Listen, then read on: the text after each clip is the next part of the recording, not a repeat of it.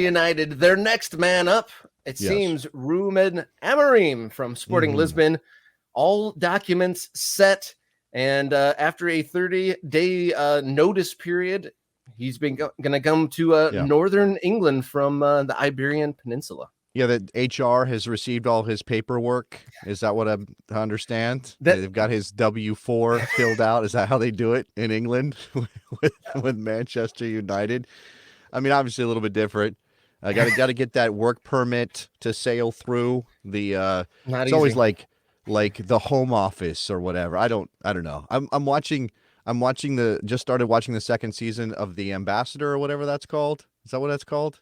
I'm not familiar with The Ambassador. The one on The Diplomat. Excuse me, The Diplomat. She is an ambassador, but it's called The Diplomat. It's very good. It's on Netflix. Does Cameron have an appearance on that? No Dipset. Unfortunately, no Dipset references on this show. I would love that, but no, that's not where we're at. But it is a diplomatic situation. But I just let him know. It's like, the foreign secretary and the home secretary and all these people. And I'm sure they all had to rubber stamp Ruben Amorim's, forms as he came over from Portugal to take over Manchester United.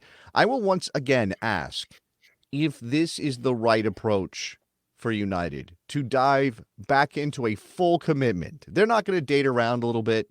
They're not going to check out to see if Ruud van Nistelrooy has some potential. Maybe they turn him into a quality Premier League manager. They're not going to do any of that. And maybe this is the remnants or the echo of the Ole Gunnar experience, which, was way better than people remember it, I think. Although he did not win any trophies at United, which is the standard. I get it. But I don't know. You are saying to this young coach, next man up. And you don't hire a coach like this if you don't want that coach to be your coach for an extended period of time, right? This is not a hired gun. That's what Ralph Rangnick was, right? Ralph Rangnick was a hired gun at Manchester United. Everybody kind of knew that was going to be a temporary situation. It was uncomfortable for everybody and it didn't work out.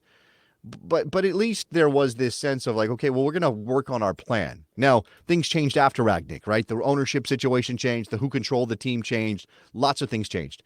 And they end up with Ten Hag, and look, we know how that went. I wonder if this is good for Amorim. I don't know how you say no to Manchester United if they come calling, Robert.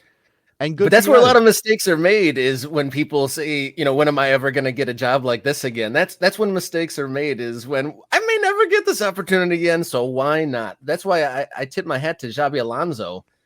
He was the hot property coming out of Germany after the undefeated Bundesliga season.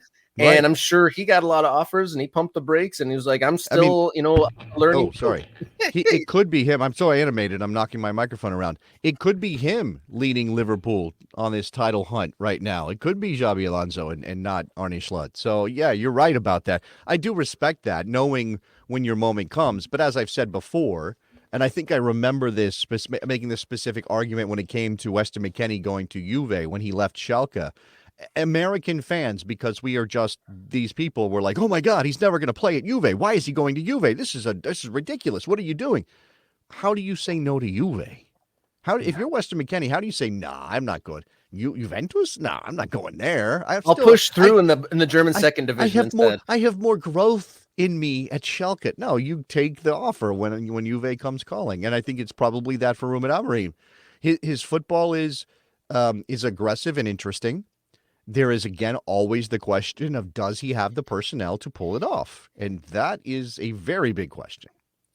Midweek in his debut leading Man U as an interim, Ruud van Nistelrooy getting a pretty entertaining win. Was it 5-2? 5-2 over Leicester. And here's the fact that is interesting. Erik ten Hag never, as manager of United, had a 5-goal game against Premier League opposition. Now, obviously, this was the Carabao Cup and not the league, but that's Leicester is still a Premier League team, and United scores 5 the minute Ten Hag is out the door and Ruud van Nistelrooy takes over. And I definitely think that this is very English media and around Manchester United in particular. And I saw, the usual suspects. So Rio reactionary. Rio Ferdinand, Oh, he's the worst. tweeting stuff with emojis about Rude and how the team loves Rude and basically implying it would be a mistake to boot Rude to bring in the hot young guy in Amorim.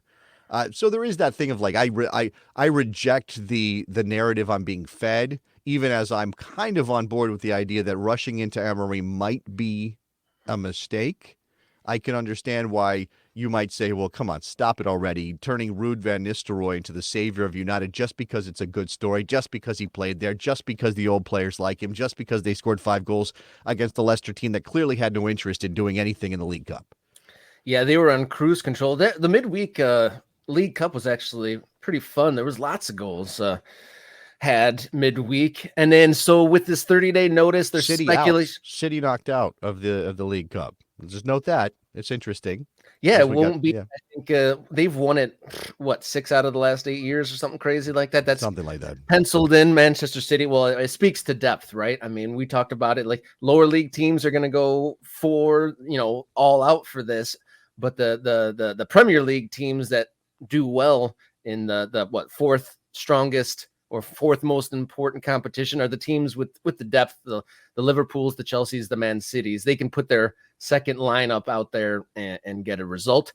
So with this HR 30-day notice for Amorim, they're speculating that he'll be on the island of come the November international break and is speculated to debut against Ipswich. Yeah, so here KY is saying, rushing into Amorim, they just did a long coach search in the summer. They couldn't afford to do it again. I mean, again, we did a whole search and we decided to keep Ten Hag, which is definitely a thing that you kind of look sideways at after this decision to boot Ten Hag. Again, I think Amorim is a talented coach, and I think in the right circumstances he could be extremely successful.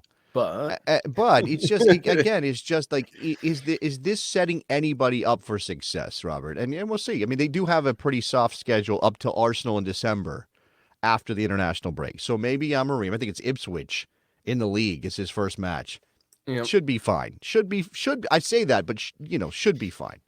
Similar to Ole, he had a friendly run in when he first joined the team, and I think he got like six good results out of his first 7 or 8 games, and that got a lot of positivity. And maybe similar could happen, an easier runway if he gets an easier game.